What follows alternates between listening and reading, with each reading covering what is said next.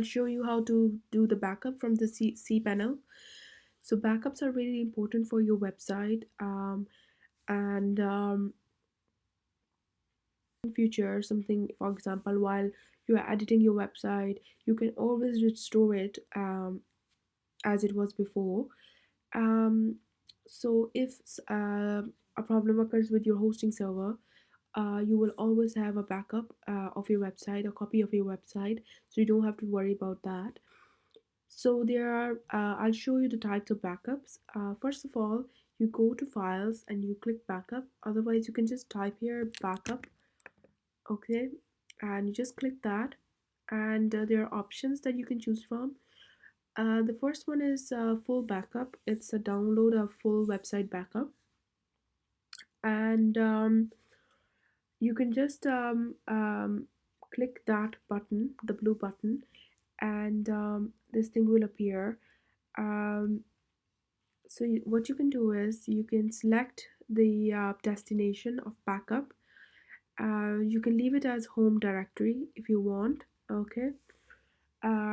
This will create a backup in your home directory, and then you can download it from there later. You enter an email address, which I have already entered.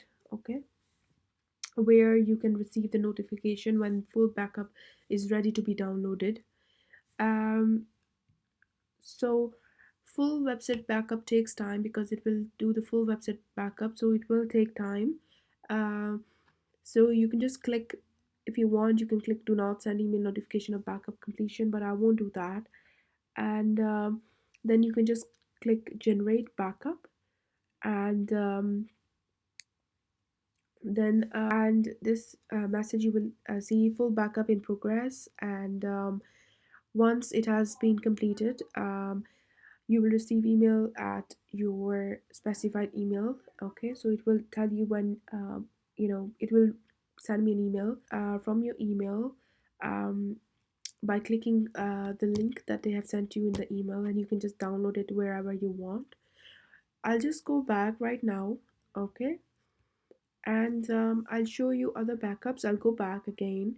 I'll show you there's partial backup. um, so it can be downloaded instantly, and you can all download this to your home directory, database, email forwarders, and email filters separately. um, so here you can see home directory backup. You can see restore MySQL, restore email forwarders, email filters. So each can be done separately, and you can restore the backup by uploading them to cpanel using the same interface.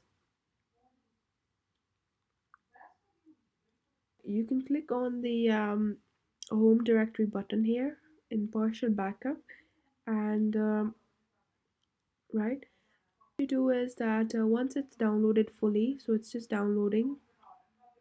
Once it's downloaded fully, you can upload the same file in the right hand side interface on restore.